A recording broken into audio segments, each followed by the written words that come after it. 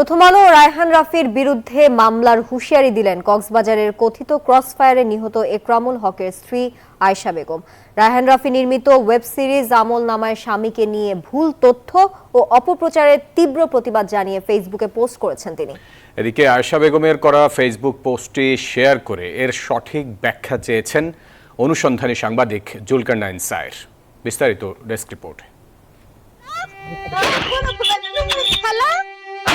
Hello কে hello হিসাবের করতে hello কে একটা বুঝা একটা বুঝা 2018 সালে এই অডিওটি স্তম্ভিত করে ফেলে পুরো বাংলাদেশকে।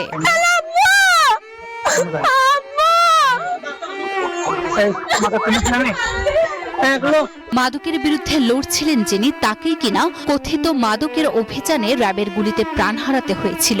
আজ থেকে 7 বছর আগের এমন করুণ দৃশ্যে কেঁদেছিল পুরো জাতি।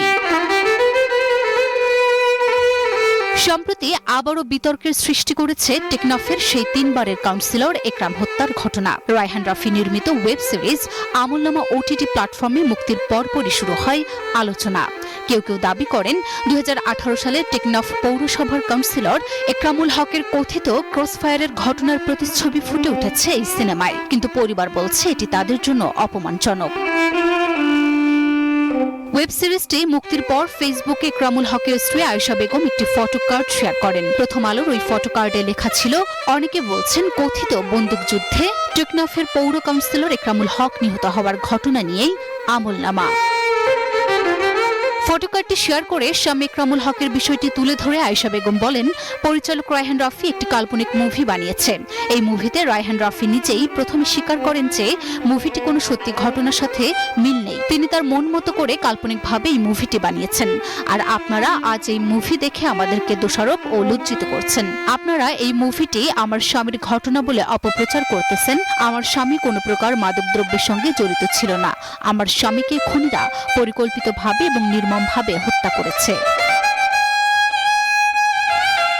ফেসবুক পোস্টের মাধ্যমে আয়েশা বেগম আরও জানান, রায়হান রাফি যদি স্বীকার না করেন যে এটি একরামুল হকের ঘটনা নয়, তাহলে তার বিরুদ্ধে মানহানির মামলা করবেন তিনি। একই পোস্টে আয়েশা প্রথম আলো পত্রিকার বিরুদ্ধেও আইনি ব্যবস্থা নেওয়ার হুঁশিয়ারি দেন।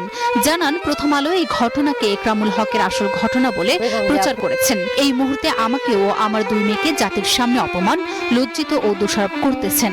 আর পুরো জাতি জানে আমার স্বামী কোনো রকম মাদকদ্রব্য ও অন্যায় কাজের সঙ্গে জড়িত ছিলেন না। সে আজ মাদকের বিরোধিতা করেছিল, তাই খুনিরা আমার স্বামীকে অন্যায়ভাবে ও নাটকীয়ভাবে হত্যা করে। এদিকে আয়েশা বেগমের পোস্টটি নজরে এসেছে অনুসন্ধানী সাংবাদিক জুলকারনাইন সায়েরেরও। তিনি পোস্টে শেয়ার করে লিখেছেন, আয়েশা বেগমের অভিযোগ গুরুতর। আশা করি রায়হান রাফি এবং প্রথম আলো বিষয়টি স্পষ্টভাবে তুলে ধরবেন অথবা সঠিক ব্যাখ্যা প্রদান করবেন। 2018 সালে 26 মে রাতে কক্সবাজারের টেকনাফ মেরিন ড্রাইভ রোডের নোয়াখালী পাড়ায় মাদক বিরোধী অভিযানে র্যাবের কথিত ক্রসফায়ারে নিহত হন 3 বারের কাউন্সিলর একরামুল।